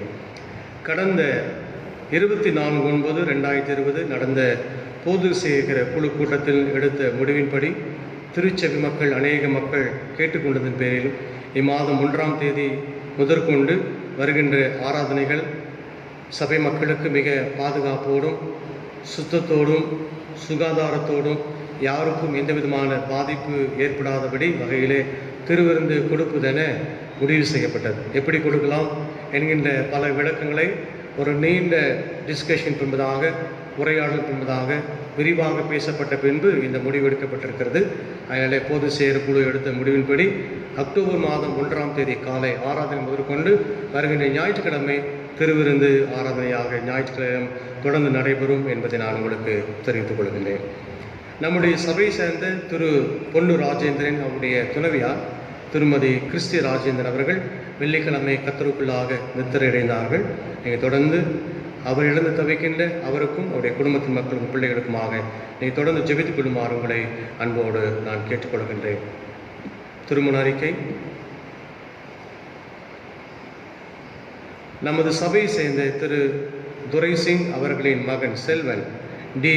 ஜபராஜ் கிப்சன் நத்தானியல் என்பவரும், சென்னை திருமண்டலம் ஊரப்பாக்கம் பாஸ்டேட் சபையை சேர்ந்த திரு டி. தேவராஜ் அவர்களின் மகள் செல்வி டி. ஏஞ்சலின் பிரியதர்ஸ் என்பவரும் திருமணம் செய்து கொள்ளப் போகிறார்கள் என்பதை அறிவிக்கின்ற இதுவளுக்கு முதலாம் அறிக்கை. இவர்களை திருமணத்தின் வழியாக இணைக்கப்படக்கூடாதபடி நியாயமான தடை காரணங்களில் யாராவது அறிந்திருந்தால் அது சபை ஆயருக்கு எழுத்து மூலம் தெரிவிக்கவும். பிறந்தநாள் மற்றும் திருமண ஆண்டு கொண்டாடுகிற மக்களுக்காக ஒரு சிறப்பு பாடல் இப்பொழுது பாடல்.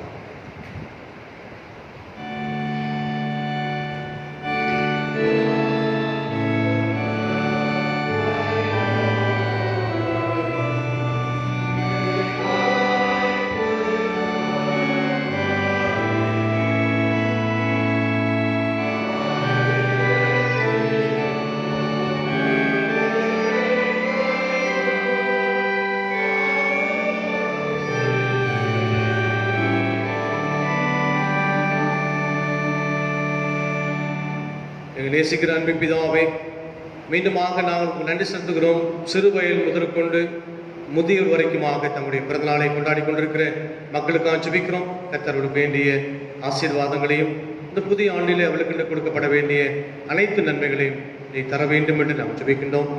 அதே போல் ஆண்டவரே, திருமண ஆண்டு கொண்டாடுகிற அருமையான குடும்பத்தின் மக்களுக்கு ஜெபிக்கிறோம். கர்த்தர் அவர்களையும் ஆசீர்வதிப்பாராக. அவளுக்கும் இந்த புதிய ஆண்டு எதிர்பார்க்கிற காரியங்கள் எல்லாம் மிகுந்த ஆசீர்வாதமாக இருக்க வேண்டும் என்று ஜெபிக்கிறோம். பிறந்தநாள் கொண்டாடுகிறவர்கள், திருமண ஆண்டு கொண்டாடுகிற மக்களையும் சபையின் சார்பாக வாழ்த்தி ஆசீர்வதிக்கிறோம். இயேசு கிறிஸ்து மூலமாக வேண்டிக் கொள்கிறோம் நல்ல பிதாவே, ஆமென். நாம் யாவும் எழுந்து காணிக்கை பாடலாக கீர்த்தனை 193வது கீர்த்தனையும் அதைத் தொடர்ந்து 142வது கீர்த்தனையும் பாடுவோம். இந்த பாடல்களை நாம் பாடிக்கொண்டிருக்கும் பொழுது ஆண்டவருக்காக காணிக்கைகளை படைப்போம்.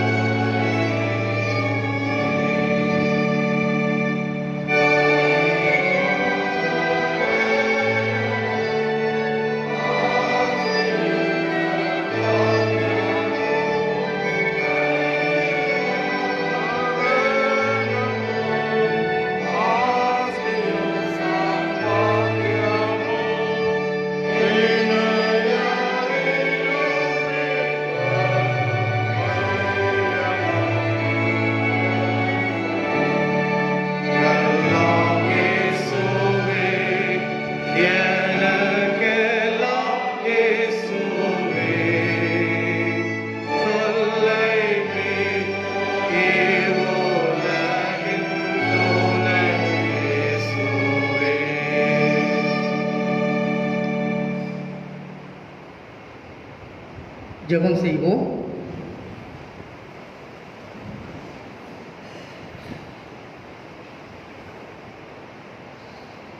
கேட்ட செய்தியின் அடிப்படையில் நம்முடைய வாழ்க்கையை நாம் சற்று சீர்தூக்கி பார்ப்போம்.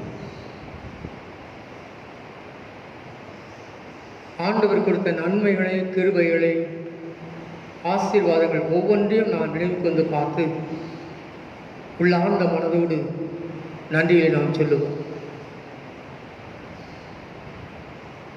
சில சமயங்களில் நாம் கடந்து வந்த பாதை கரடு முரடான பாதை என்ற பொழுதும் வல்லமையிலே இந்த ஆண்டவர் தம்முடைய அன்பு கரத்தினாலே நம்மை தாங்கி, நம்மை ஏந்தி, நம்மை சுமந்து இம்மட்டுமாக நமக்கு ஜீவனை கொடுத்து, நம்மை பராமரித்து, போஷித்து, இந்த நாளை கொடுத்து, இந்த நாளிலேயும் ஜீவன ஆண்டவராகிய தேவனை துதிக்கத்தக்கதாக நல்ல வாய்ப்பு கொடுத்த தயவுக்காக நாம் நன்றிகளை சொல்லுவோம். நம்முடைய விருப்பங்கள், நம்முடைய வேண்டுதல், எதிர்பார்ப்பு எல்லாவற்றையும் ஆண்டவரத்தில் சொல்லுவோம். வயது முதிர்ந்தவர்கள், மருத்துவமனையில் இருக்கக்கூடிய அடியவர்கள், அவர்களுக்காக ஜெபம் செய்வோம். இந்த திருச்சபைக்காக, தலைவருக்காக, கமிட்டி அங்கத்தினர்களுக்காக, பல்வேறு நிலைகளில் செயல்பட்டு கொண்டிருக்கிற குழுக்களுக்காக நாம் நன்றி சொல்லி மன்றாடும். இறைவா, உடைய ஆளுமை, உடைய வழிநடத்துகிற கரம் தொடர்ந்து இருக்கட்டும்.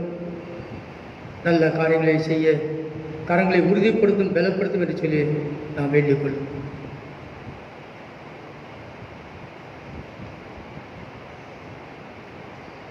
அன்புக்காக, ஆதரவுக்காக ஏங்கிக் கொண்டிருக்கிற உள்ளங்களை நாம் நினைவு கொண்டு பார்த்து அவர்களுக்காக நாம் மன்றாடும்.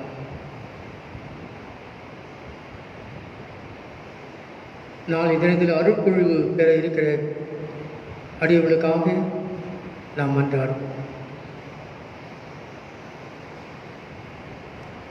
நம்முடைய திருமண்டலத்துக்காக, பேராயருக்காக, பேராயத்தின் மூலமாக செயல்படுகிற பல்வேறு நிலைகளுக்காக நாம் ஜெபம் பண்ணுவோம்.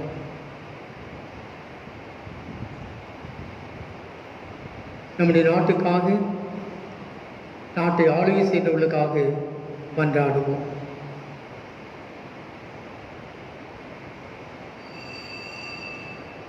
இந்த நாட்களில் நமக்கு தெரிந்த வண்ணமாக கொரோனா என்று சொல்லக்கூடிய அந்த வாதையினாலே பீடிக்கப்பட்டு அமைதியின்றி, ஆறுதலின்றி தத்தளிக்கக்கூடிய உள்ளங்களை நாம் நினைவு கொண்டு பார்த்து, இறைவா நீரே அவர்களுக்கு பாதுகாப்பாயிரும், எடுத்துக்கொள்கிற சிகிச்சை எல்லாம் ஆசீர்வாதம் என்று சொல்லி நாம் வேண்டிக் கொள்ளும். கிருபை மிகுந்த ஆண்டவரே, நன்றியோடு கூட உம்மை போற்றுகிறோம், உம்மை வாழ்த்துகிறோம். கடந்து போன நாட்களே எல்லாம் கண்மணியை போல எங்களை காத்து இந்த புதிய நாளை காணும்படியாக கிருபை செய்து நல்ல சுகத்தை கொடுத்து, பலனை கொடுத்து, ஜீவனை கொடுத்து, ஜீவனுள்ள தேவனாகி உம்மை முழு மனதோடு ஆராதிக்கும்படியாக இதை கொடுத்த நல்ல வாய்ப்புக்காக நன்றி பாராட்டுகிறோம். சங்கீதக்காரன் சொன்ன வண்ணமாக, கர்த்தரை நான் எல்லா காலத்தையும் நான் ஸ்தோத்திரிப்பேன். கர்த்தரை துதிக்கிற துதி எப்போது என் நாவில் இருக்கும். கர்த்தரை நான் எனக்கு முன்பாக நான் வைத்திருக்கிறேன், அவர் என் வலது வாசல் வைத்திருக்கிறபடியாக ஒரு பொழுதும் அசைக்கப்படுவதில்லை என்று சொல்லி சங்கீதக்காரன் சொன்ன வண்ணமாக, நாங்களும் எங்களுடைய வாழ்நாள் எல்லாம் அன்புள்ள சுவாமி உம்மை துதிக்கவும், உம்மை போற்றவும், வாழ்த்தவும் உமது கிருபை நான் நினைத்துக் கொள்ளும்.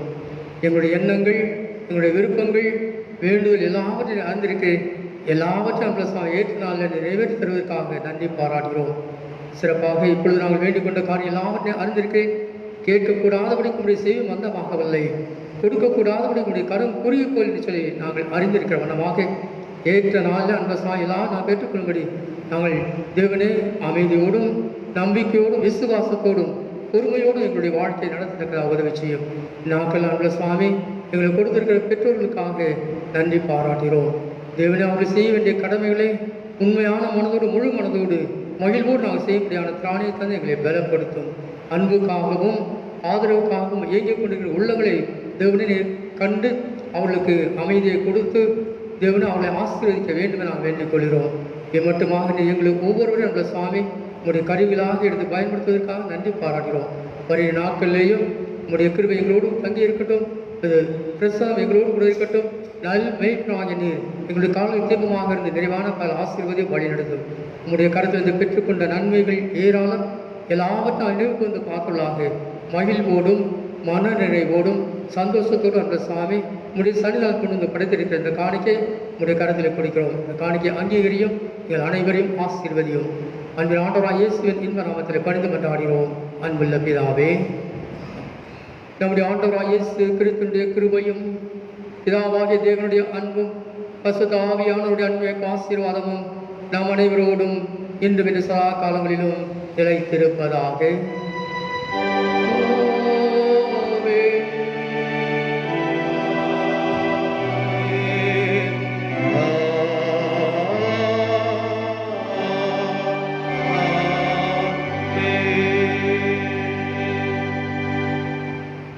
முடிவு பாடலாக நாம் அனைவருமிலிருந்து பாமாலை 372வது பாடலை பாடுவோம். பாமாலை 372வது பாமாலை.